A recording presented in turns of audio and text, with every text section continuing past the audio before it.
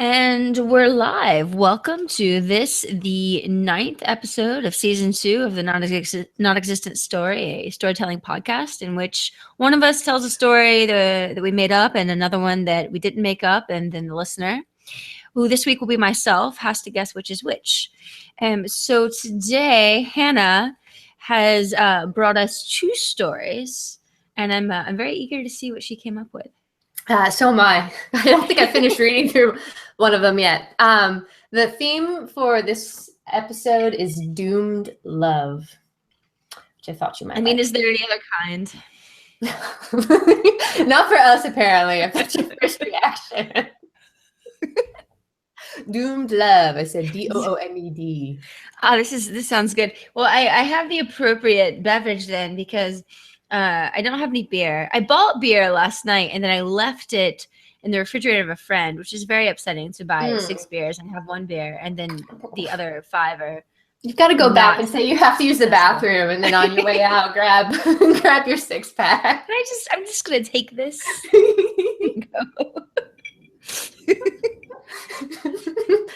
That sounds like doomed love to me. Well, yes, that is it.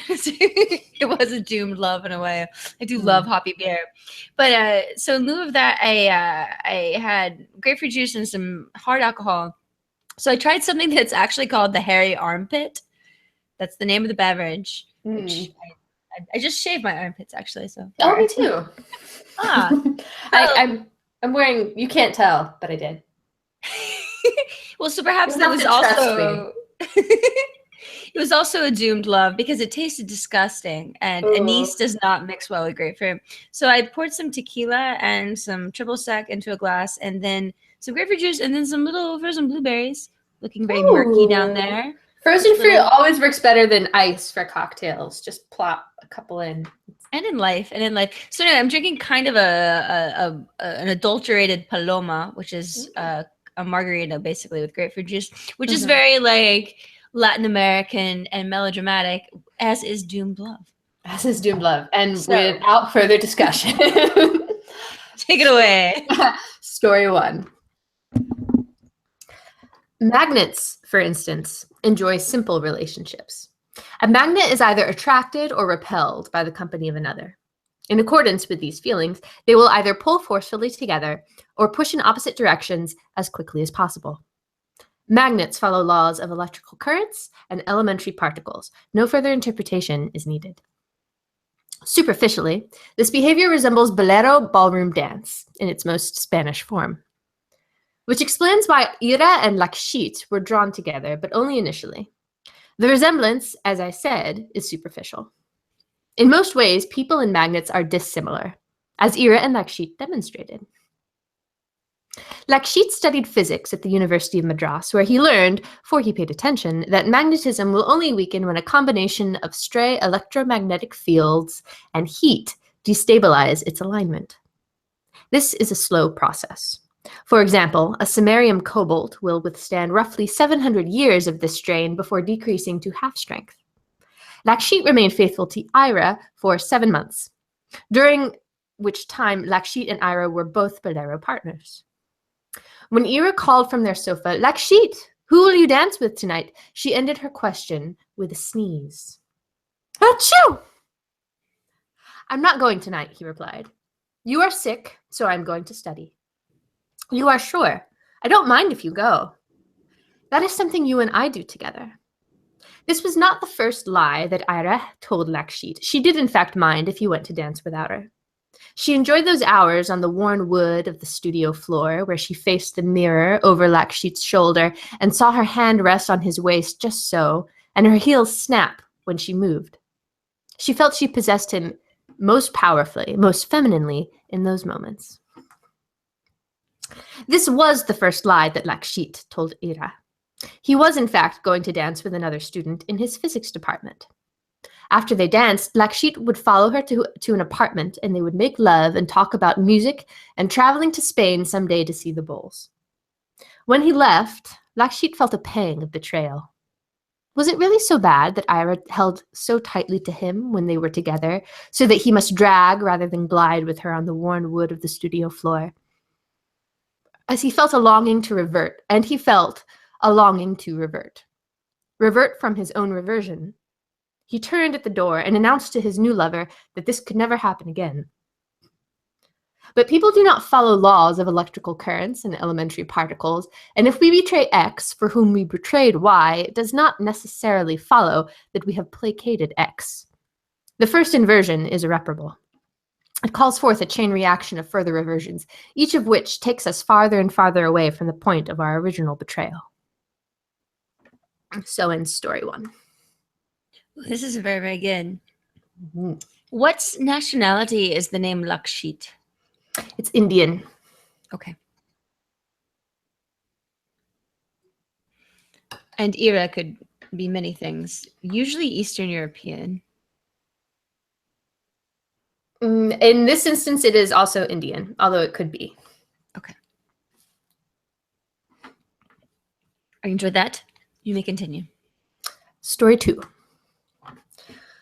While people are fairly young and the musical composition of their lives is still in its opening bars, they can go about writing it together and exchange motifs, but if they meet when they are older, like Franz and Sabina, their musical compositions are more or less complete, and every motif, every object, every word means something different to each of them.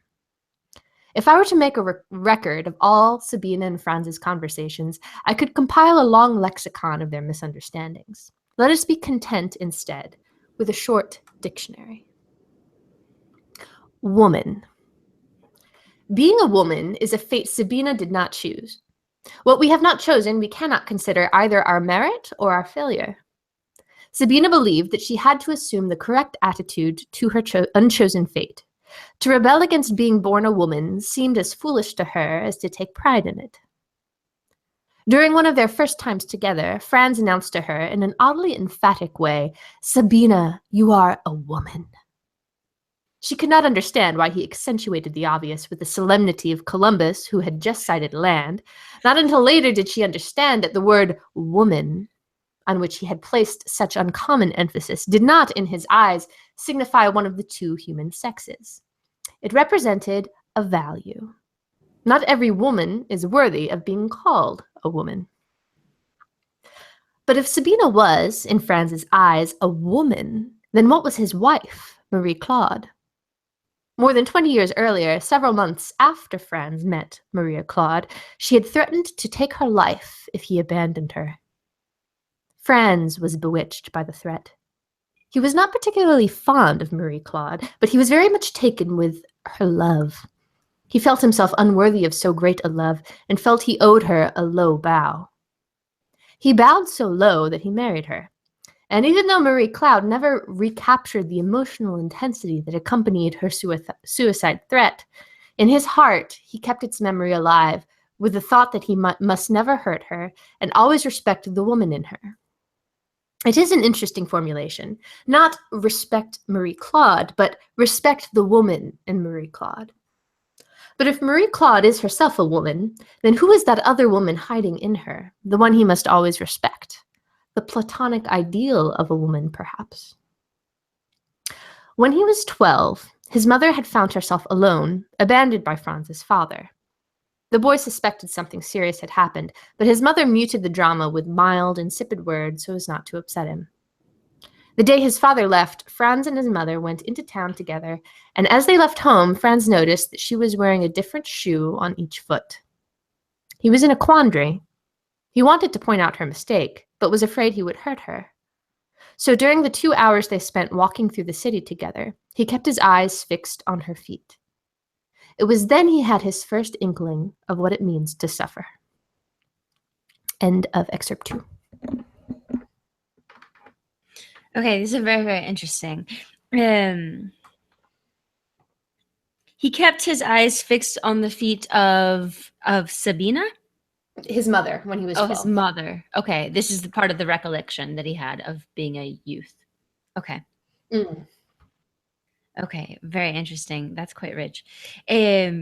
So, and just to kind of to recap and make sure that, well, no, I think they're both kind of straightforward in a way. There's this, I think, doomed love, or the a sense of, I don't know, the menace of infidelity, or the menace of the third, or the love triangle is kind of there, because for some reason it's very hard to talk about a love story in an interesting way without involving a third person. Mm-hmm.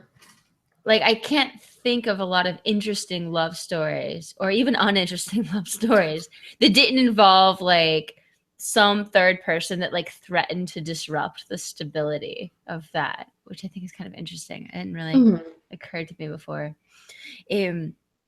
But yeah, so I guess the first thing I would ask you about or comment on is the narrative voice, because in the first one, uh, in both senses, you have a sense of in both cases, you have the sense of a narrator who is extremely detached, a little arch, a little ironic, sometimes clinical, quite funny at moments, uh, and has these, I don't know, has this access in the kind of, in the way that like the 19th century male novelists had, like they're omniscient almost, you know. Yes. The other poor people are in their little fish tank or whatever, and they're having their pathetic or their tragic or their troubling little problems. But this narrator is funny, but has very little affect. So I was wondering if you could maybe comment about the contribution of the narrative detachment and how that works in relationship to these stories that could be told in a very different tone. No, it's interesting that you picked up on that, because there are a lot of similarities between the two narrators, but there's one significant difference in the in one story, the second story. The narrator is that omniscient, I have created these characters and they do whatever they do, and they're either based on people or figments of my imagination. And in the first story, the narrator is actually Lakshit's one of Lakshit's fellow students. They're friends, and they're both in the same physics department. And this friend has this tendency of, he's kind of a voyeur, so he's and in a way infatuated, I think, with Lakshit. But he also has a tendency towards creative license with what he interprets happens in Lakshit's life. So a lot of what he gets, he's regurgitating his version, but he's also a bit, he takes some creative license with it, I think. So I think there are similarities between the two, but I wouldn't say that there are identical narrative voices. Okay. I guess there's a certain sense of detachment, which made them both kind of funny in a way. And also, like, this is an interesting, in a way that you don't often do, because a lot of times you'll be much more immersed in the problems that are besieging the characters. In this case, both of the characters, or both of the stories, and the problems that were being encountered by the characters were told from they were almost like case studies or something like that. Or there was a little bit more detachment, I guess is the best word that I can come up with. But it made it funny, and it made it, I think, much more enjoyable, because there were little moments when you got a sense of personality. So like in the first one, there's this, and he paid attention, which is a nice, it gives it a little bit more texture. And then in the second one, there's an I.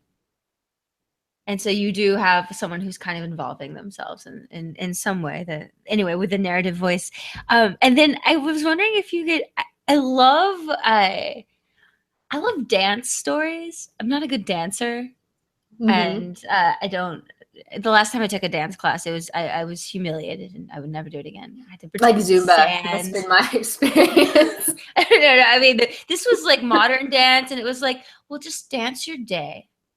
How was your day? Dance it, express it and dance. And I was like, I have no idea how to express my day. I can't do that. It's not a thing I know how to do. Jumping up and down and shaking your fists. Dude, I know, but like there was like 6 people, and the other people had taken some dances, so they expressed their day in dance, and we had to go in pairs across the floor while everyone else watched. And so everyone had to watch me express my day in dance. And it was a nightmare, and I never went back. I bought a Groupon, and I just didn't go back. It's like, that'd be bad. The price of my dignity is too high. I don't care if I paid $60. Write about you expressing your day in dance. I I could do that. That's an art form that I Feels like might it be should more be a scene comfortable from a romantic comedy. Well, but apparently there are people, and many people, and I'm glad that there are because I love watching people dance who do kind of express themselves in dance. And I think one of the interesting things about it in this first one is this tension between this couple that dances together and the body language and the way they interact and the way she clings to him and he drags her and things like that. There's like the dance is like the space of truth. And then there's this other language. So they have the language of dance in which they kind of are who they are and they have this deep connection, but they also have some clinginess and maybe some other issues. But then there's their language of, you know, of actually speaking. Ending, like I love the ended her question with a sneeze or the first time he lied to her, things like that. You get a sense that that they lie a lot, but do they tell the truth when they're dancing or do they kind of can they lie with that too? Like, is there space for that in that story? Well, I think the strength of it is the comparison between the dancing and science or the rules of magnetism, and superficially they are the same with this dance and with this science. So they have to be truthful, or there are superficial similarities. So when they are dancing, they're kind of following the rules of magnets and certain laws and clear attraction and repulsion, and there's no need for further interpretation. But as soon as you stray away from that at all, they become more human and they become more complex. And interpretation is needed. So there's kind of three levels or three different registers or languages, or I guess I would say like modes of interpretation. There's the physics metaphor, and it's always it would be kind of nice if you could apply pre-Einsteinian physics to human relationships, and sometimes it does seem to work. And there's an elegance to that, but there's also a sense in which that's not how it actually works, and so it's always kind of funny and sort of autistic to try to apply those laws to human relationships. I mean, I think that there are like I know engineer types that do think that way. Well, I mean, there's the opposites attract things, so some of them have kind of slipped into like, you know, everyday phrases and things like that. But there's the physics thing, which is like you know, a pure rationality and very predictable, and exists in a vacuum. And there's the dance, and then there's kind of how they interact with each other. So Lakshit lies to her. Does she lie to him? Is there a sense of it says that she's lied to him before, and she lied to him when she said, "I don't mind if you go dancing." Oh, like that kind of lie. Right. And he lies to her and say, "Well, I'm not going to go because that's something only you and I do together," which is the first lie he's ever told her. But he ends up going anyway and starting a love affair with another dancer there. Interesting. You know, it's and this is somewhat tangential, but maybe you'll find it. I had a very long, far too long conversation with a friend of the fiance's, who, for various reasons, finds himself. He's married and loves his wife very much. Also has many complexes, and she is away for an extended period of time. And so he's debating the moral implications and the pros and cons of a one-sided polyamorous relationship. Call it. It's like monopolyamorous. And so it was very funny that this precisely this thematic came up in both stories, because the doomed love was very much doomed because of the involvement of other people and the ensuing lies that somehow that seemed to require. But all right, so going to the second one, I should have taken better notes. I really like this dictionary of terms approach. Why do you like it? I can tell you why I like it, but I was wondering what. Well, I collect dictionaries, so I like dictionaries a lot. Do you? Yes, I do. I have like 7 different dictionaries. Not like Webster's type, but like the Devil's Dictionary versus the Gilded Tongue versus Dictionary of 18th century clothing, like that kind of stuff. I really enjoy. But I am also drawn to this kind of approach to writing because I guess a similarity between the two pieces is one is applying the rules of science or physics or magnets in this instance to understanding human behavior.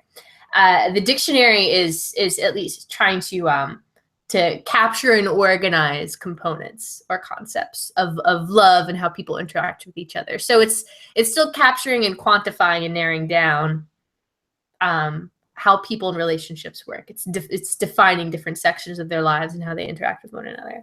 So that kind of application of formulas to human behavior, I've always been interested and attracted to, because it explains things that I think kind of tend to defy explanation.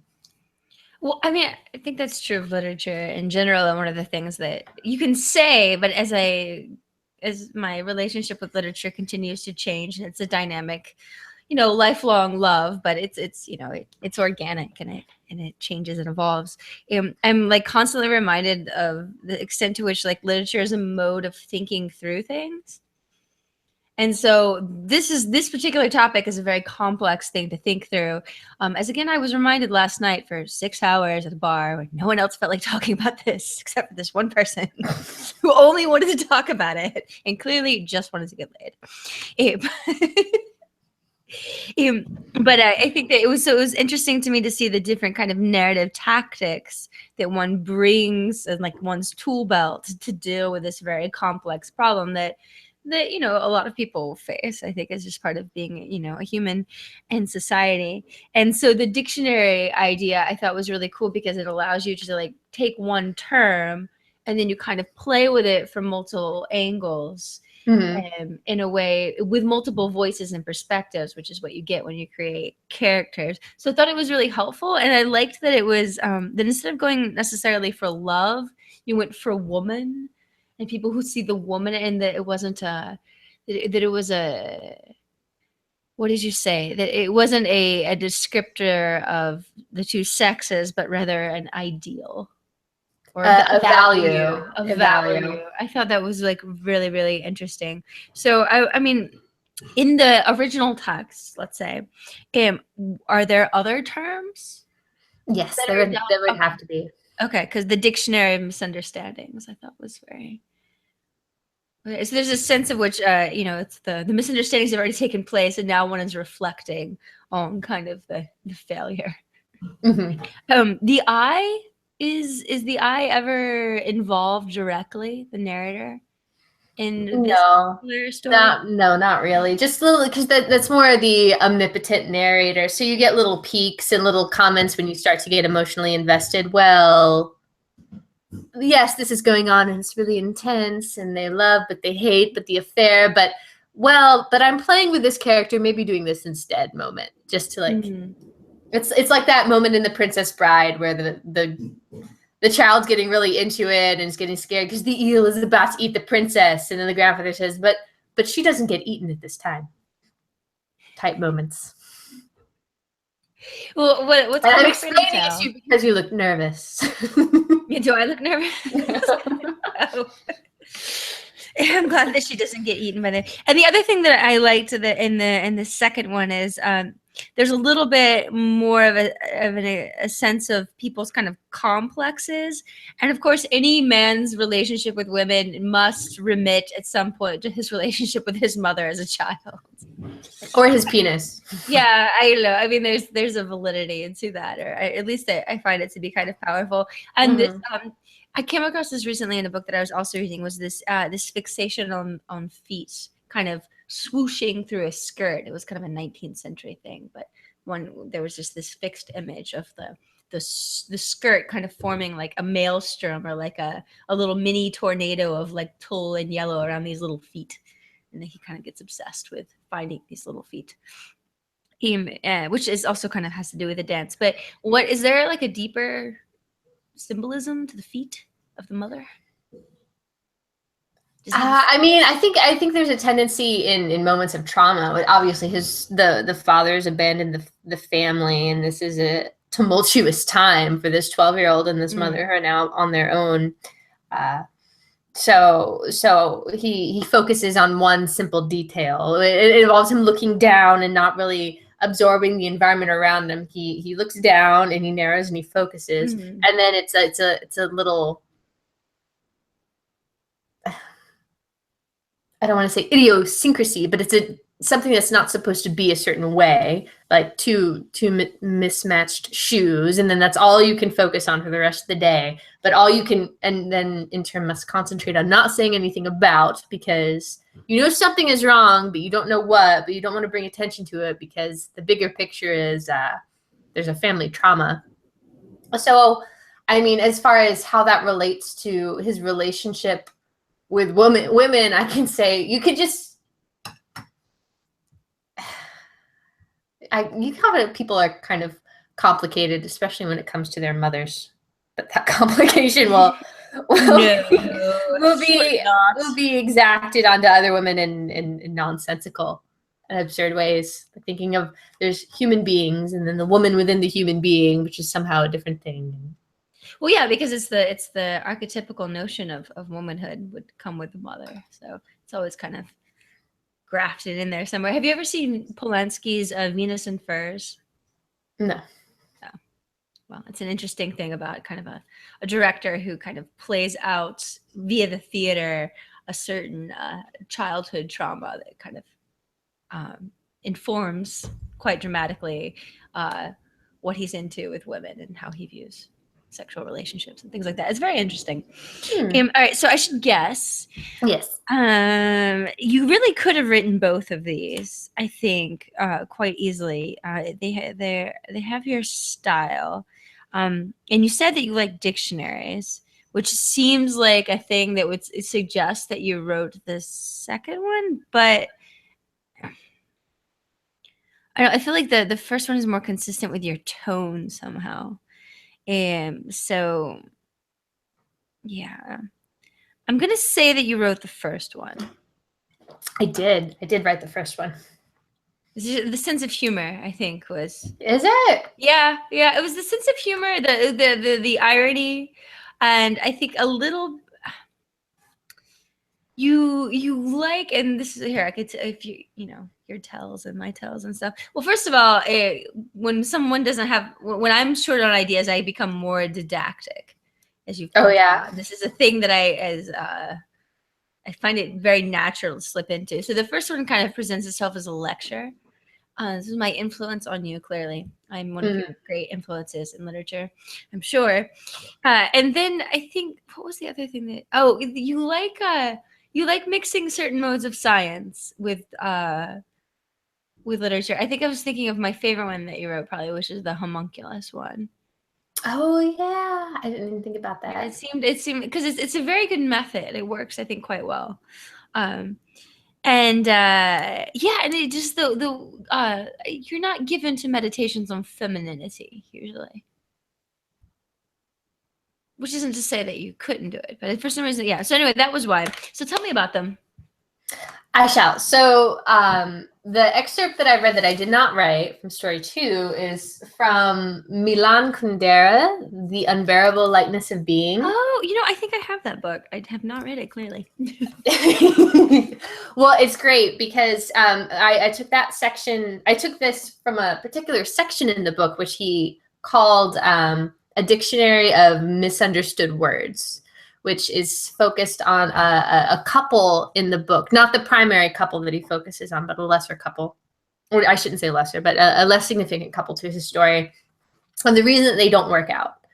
And there's many, many words he goes into, like women, betrayal, which is, I actually referenced his section on betrayal quite a bit in my excerpt. But women, betrayal, truth, different locations, cemeteries. It was really fascinating. I thought it was so beautiful and well done because it gives two characters like a great depth of richness in what we would think is a formulaic way. Take a word and explain how that word means different things to different people. But when you take this word and explain that it means something different to two different people as they're interacting together over it, it created something that was really, really cool to me. So I really enjoyed reading that. I was like, I was a psychology major. I could do this all day. But yeah, no, it's a well, yeah, and just the notion that, of course, all language is gets meaning through context and usage. And so there's infinite possibilities of conflict around every word. Like any word could be a plot. It's kind of an exciting prospect, actually. It's No, very, it was, it's very no. So, I mean, I couldn't think of, I wanted to somehow copy that, but I couldn't do it with dictionaries. So I was like, oh, I can't do it with words, but people communicate in other ways, in physical ways. And so I was thinking, well, maybe I could do like how people interact just physically that is still a miscommunication, like interpreting like certain gestures or moves that you grew up meaning something that now means something else. And I was thinking, well, choreography, but it got kind of complicated. So I settled on dance, and I was researching different forms of dance. And bolero is a kind of Cuban dance. There's a Spanish version as well that's existed for a couple hundred years. It's a sort of Latino ballroom dance. Yeah, no, bolero. When I was taking flamenco classes, we did a little bit of bolero, which has its own kind of count, and it's very good for flamenco. So no, I know I like the. I mean, I think one of my girliest attributes, I don't know if you share this, is movies about dance or just dance plots in general. Usually it's resolved in like she does the dance and it's awesome and everyone loves her, and that's like it's like a makeover plot or something. But for some reason they're like center stage. I've seen many times. I've told you about the Red Shoes, which I'm obsessed with. I don't know if you have any dance movies or. No, my obsessions tend to be B-rated horror films, and I'm like, oh, she shot that monster in the chest for love, and now they can be together. Those are more my speed. Those are more your guilty pleasure. Yeah, because that's what we're talking about. Yeah, no, there's a lot you could do with it, and usually it ends up being more visual because people love musicals and things like that, and it's kind of a way to modernize that a little bit. But it's very interesting language-wise, and I think there's lots of things that can be suggested and not suggested. If we read our Jane Austen, we know how much can occur at the ball. During a waltz, for example. Yeah, so I mean, but then it's kind of difficult to capture all of the nuance that physical gestures encapsulate in writing. That's more appropriate in the dictionary. So it wasn't quite what I wanted it to be compared to the dictionary setup, which was so perfect and fascinating for me. But so I guess my tendency to incorporate different types of science to approach it more clinically, because I was thinking, well, clinical people and highly emotional people, they're like opposites that attract, and then maybe the relationship explodes, and that was my inspiration for the approach I think that I took. No, it makes sense. It makes sense. I find that one of the things that usually separates things I write from things that are truly good is that instead of picking a theme and working through it very properly, sometimes I'll find many themes that I like, and I kind of want to interweave them together. Last time, for example, with mushrooms, and then also Mount Vesuvius and Pompeii and things like that. And there was a kind of connection, but it was a little tenuous, whereas the other one that was chosen was just about fish, and it all kind of, unveiled itself and then was folded back in. So having like a single theme to kind of like go back from and then return to somehow seems to be more powerful. I think so too. It's also much harder. It feels like you have less to pick from, but really I think that when you do that, you're able to flesh out some pretty interesting kind of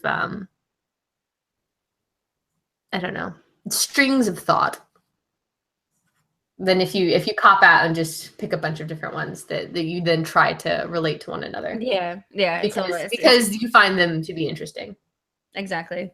But which is not to say that I think that in a longer form you can have more themes and have it be kind of, more balanced and things like that. That's the other thing too. Like if you were even like, because these are each like 2 paragraphs, and if you wrote like what would you call the Lakshmi and Ira? I don't know. I haven't gotten beyond my theme of doomed love. It would probably involve something with bolero and dancing. Okay. Maybe the bolero. The bolero. El bolero. El bolero. That could But work. this is in India, so I don't know. Yeah. Oh, bolero wood. What? Like Bollywood, but bolero. Oh no, I wouldn't call it that. No. This is involving a love triangle. My title will not involve anything with the word wood in it. So are they doomed? You picked doomed love and not love triangle. Yeah, well, I wasn't thinking love triangle. I was thinking what components would draw people together, which make them find the other irresistible, but also at the same time ensure that they would never actually work out. Because that's what's compelling to me is that, that what is it about this couple where they are completely irresistible to the other? They should naturally fit, and yet fundamentally there's no way it could possibly work. Yeah, that's a great question. If you figure that out, let me know because I can apply it to life. I'll write a dictionary. Yeah, start a dictionary. Yeah, I don't know. There's probably some sort of a physics term that you could use to describe. I mean, because when something falls into orbit, it's attracted to the other body, but because of the two forces of gravity, they can't actually collide. One of them just kind of orbits around the other one. So, like, what attracts them is also what keeps them apart. If you were to pursue that metaphor. But I think we're probably out of time. This was very good. I'm glad you liked it. Doomed. All right, so we'll stick with doomed love. Yes, for now, doomed love. Okay. It's a little melodramatic, but for the tones that you picked. But I think I understand what you mean. Just say it in an ironic, doomed love. Doomed. This is about doomed love. Doomed love. Supposed to undoomed love. Just say it with like a 90s high schooler voice. Eric, well, speaking of doomed love, I'm gonna Cody is doomed to be woken up by me and be made to go to see a Stanley Kubrick film. Yes. So enjoy your dinner party. I will. We will reconvene probably after I get back from Germany. All right. Well, have fun Germany eating it up. Have some schnitzel. Schnitzel. Auf Wiedersehen. Tschüss.